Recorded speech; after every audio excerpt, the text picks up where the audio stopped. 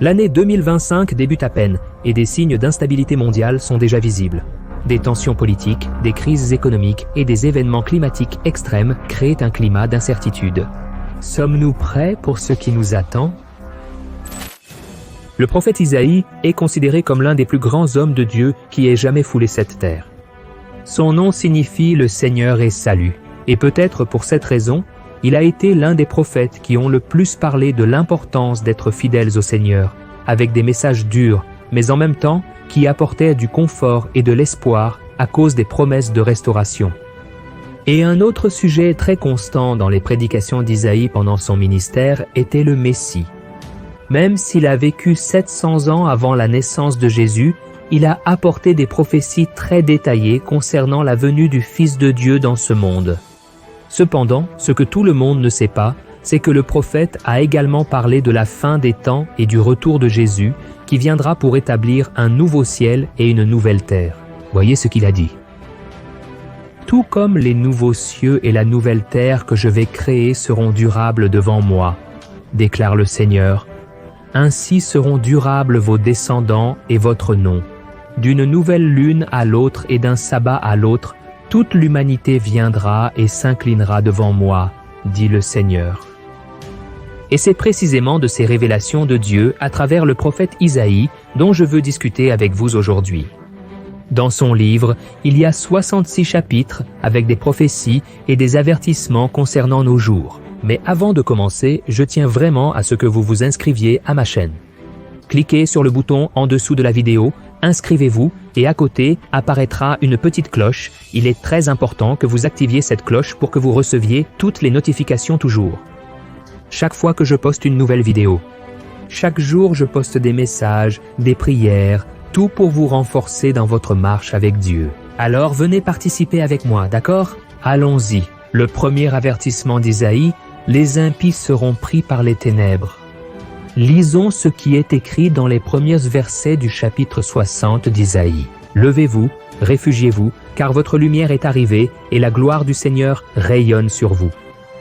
Regardez, l'obscurité couvre la terre, de sombres ténèbres enveloppent les peuples, mais sur vous se lève le Seigneur, c'est sur vous que sa gloire est visible.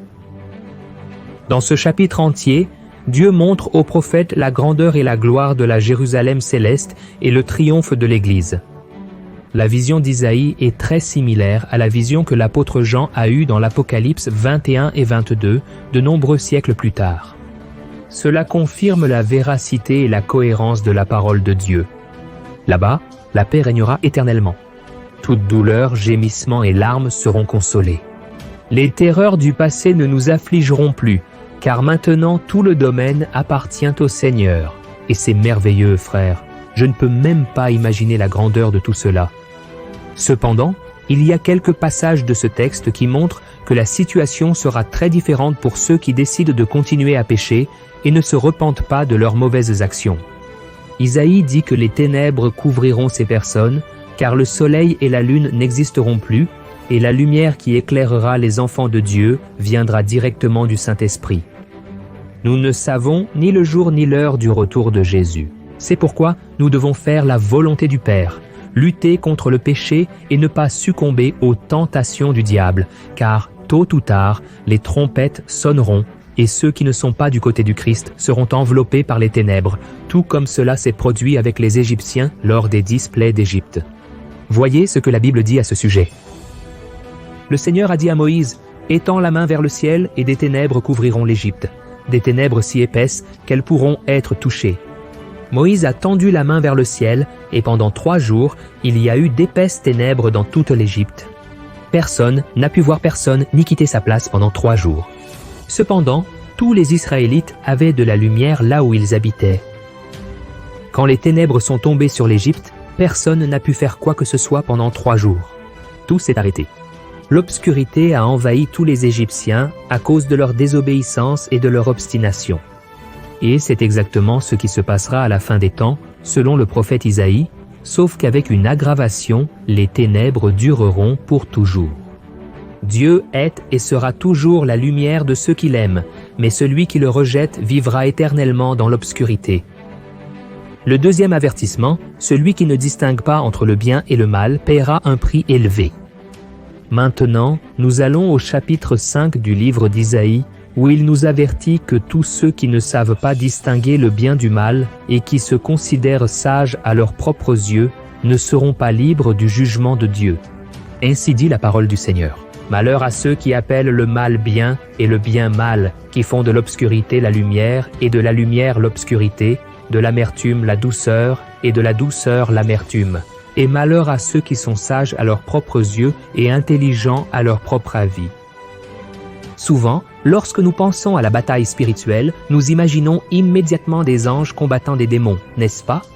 Mais la plupart du temps, ces batailles se déroulent sous nos yeux lorsque se présentent à nous des choix justes et erronés, bons et mauvais, qui nous amènent à prendre des décisions de vie ou de mort. C'est pourquoi Jésus a dit ceci: « Entrez par la porte étroite, car large est la porte et spacieux le chemin qui mène à la perdition, et nombreux sont ceux qui y entrent. Comme la porte est étroite et le chemin qui mène à la vie est serré, il y a peu de gens qui la trouvent. » Et c'est exactement cette lutte entre le bien et le mal que notre société a vécue récemment. Alors nous devons réfléchir. Serons-nous fidèles dans le mariage ou trahirons-nous notre conjoint? Agirons-nous avec honnêteté au travail ou trouverons-nous un moyen d'obtenir un profit malhonnête? Resterons-nous du côté de ceux qui cherchent la vérité ou nous unirons-nous aux corrompus en espérant un quelconque bénéfice en retour? Le pire, choisir le mauvais côté et justifier encore cette décision avec cette phrase: « Ah, il n'y a rien de mal à ça. » C'est ce que signifie être sage à ses propres yeux. C'est ignorer ce que la parole de Dieu définit comme juste et faux et agir selon ce que votre cœur vous demande de faire. Mais la Bible dit que le cœur de l'homme est plus trompeur que toutes les choses et désespérément corrompu. C'est pourquoi, avant de prendre des décisions, nous devons consulter Dieu et toujours rester du côté du bien. Sinon, nous paierons un lourd tribut lorsque Jésus reviendra. Le troisième avertissement, Dieu permet que de mauvaises choses se produisent pour nous réveiller. Dieu aime sa création, oui, il aime beaucoup, mais le monde a été pris par le péché et maintenant que nous sommes à la fin des temps, il permet que de mauvaises choses se produisent sur terre pour nous avertir de ce qui est à venir. Lisons ce que le prophète Isaïe a écrit au chapitre 26.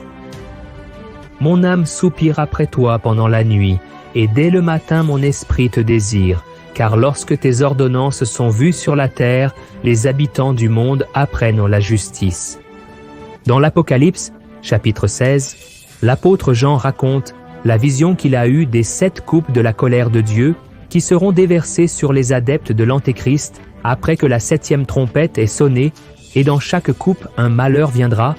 La première causera des plaies sur les corps des gens, la deuxième tuera tous les animaux marins, la troisième transformera la mer en sang, la quatrième fera que la chaleur du soleil tue les gens, la cinquième causera une douleur insupportable aux survivants, la sixième symbolisera la mort de l'Antéchrist et la septième apportera la plus grande terreur de tous les impies, le jugement final qui les enverra pour l'éternité en enfer. Pourquoi le prophète Isaïe nous donne-t-il cet avertissement? Pour que nous donnions notre vie à Jésus le plus tôt possible et que nous marchions selon sa parole. Amen. Le 4e avertissement, Dieu est bon, mais il est aussi juste. Qui n'a jamais entendu au moins une fois dans sa vie cette phrase « Dieu est bon tout le temps ». Et c'est vrai, le Seigneur est si bon qu'il a donné la vie de son propre Fils pour que nous puissions être libérés du péché et nous réconcilier avec lui par le sang du Christ, mais il ne sera pas bon avec tout le monde à la fin des temps. Dans Isaïe 24, le prophète a dit « La terre a été déchirée, elle est détruite, totalement ébranlée. La terre chancelle comme un ivrogne, elle vacille comme une cabane dans le vent. Si lourde sur elle est la culpabilité de sa rébellion qu'elle tombe pour ne plus jamais se lever. » Ce jour-là, le Seigneur punira les puissances en haut dans les cieux et les rois en bas sur la terre. Ils seront rassemblés comme des prisonniers dans une cachot, enfermés dans une prison et punis après de nombreux jours. Comme nous pouvons le voir dans le 3e avertissement, ceux qui ont préféré servir le diable plutôt que de servir Jésus seront punis par les jugements qui viendront avec les 7 coupes. Et tout cela ne se produira pas parce que Dieu est mauvais, mais parce que Christ est saint et qu'il ne peut pas vivre au milieu du péché. Dans le chapitre 13, le prophète Isaïe nous avertit.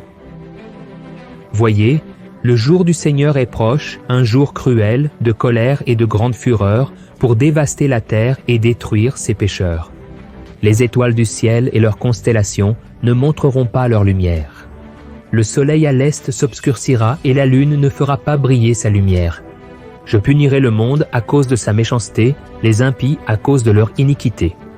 Je mettrai fin à l'arrogance des hautains et j'humilierai l'orgueil des cruels. » Alors, si vous ne voulez pas faire partie de ce groupe de personnes qui seront condamnées et en enfer, croyez en la mort et à la résurrection de Jésus et vivez selon ses enseignements. Acceptez cet amour si grand de Dieu pour vous, car dans l'éternité avec lui, il n'y aura plus de douleur ou de souffrance. Amen. Et le 5e avertissement, cherchez le Seigneur pendant qu'il est encore temps. Qui peut nous garantir que nous nous réveillerons vivants demain?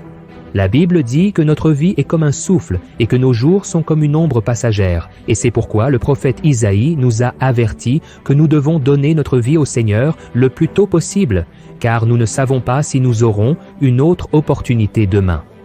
Regardez ce qu'il a dit au chapitre 55. « Cherchez le Seigneur pendant qu'il peut être trouvé, criez vers lui pendant qu'il est proche. Que le méchant abandonne sa voie et l'homme mauvais ses pensées. Qu'il se tourne vers le Seigneur qui aura pitié de lui. Qu'il se tourne vers notre Dieu car il pardonnera de bon gré. Peu importe les erreurs que vous avez commises dans le passé, Dieu ne se soucie pas de la façon dont vous avez mené votre vie jusqu'à présent. Ce qu'il veut, c'est que vous vous repentiez de vos péchés et que vous lui donniez votre vie dès maintenant. Et pour cela, vous devez franchir 3 étapes importantes que je vais vous montrer maintenant. La première étape, avouez vos péchés à Dieu. La Bible dit, « Si nous confessons nos péchés, il est fidèle et juste pour pardonner nos péchés et nous purifier de toute injustice. » Comme nous pouvons le voir, le pardon de Dieu est une promesse pour nous tous, mais la décision doit venir de chacun de nous. Alors, mon frère, confessez vos péchés au Seigneur et croyez que vous avez déjà été pardonné. En second lieu, optez pour un chemin lumineux. Dans la Bible, il est écrit « Dieu est lumière, en lui il n'y a aucune obscurité ». Si nous affirmons avoir une communion avec lui, mais que nous marchons dans les ténèbres, nous mentons et nous ne pratiquons pas la vérité. Si nous marchons dans la lumière comme il est dans la lumière, nous avons une communion les uns avec les autres, et le sang de Jésus, son Fils, nous purifie de tout péché. Marcher dans la lumière signifie abandonner la vie de péché et laisser Jésus transformer votre esprit et votre cœur. Quand nous faisons cela, nous lui donnons la liberté de nous transformer quotidiennement et ainsi, nous trouvons la force de vaincre le péché. Et la 3e étape, ne vous blâmez pas. Si vous avez confessé vos péchés à Christ, il vous a déjà pardonné et maintenant, vous ne devriez plus vous blâmer. L'ennemi fera tout pour vous accuser en disant que vous êtes un grand pécheur et que Dieu ne peut pas vous pardonner.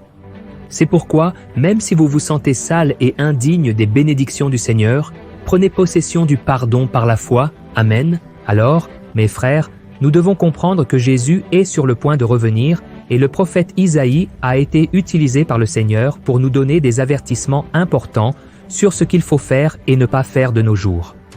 Christ a payé un prix élevé pour nos vies et nous ne pouvons pas gaspiller cette opportunité d'être sauvés. Comme nous l'avons vu, les derniers jours seront terribles et vous n'avez pas besoin de souffrir avec les méchants, mais pour cela, vous devez répondre à l'appel que Dieu vous fait aujourd'hui. Amen. Je suis le pasteur Antonio Junior. Si vous avez aimé ce message, je vous demande de le partager dans les groupes WhatsApp, sur Facebook, diffusons le message de l'Évangile et suivez-moi ici, car tous les jours, je vais vous aider dans votre marche avec Dieu. Je vous attends dans la prochaine vidéo, que Dieu vous bénisse.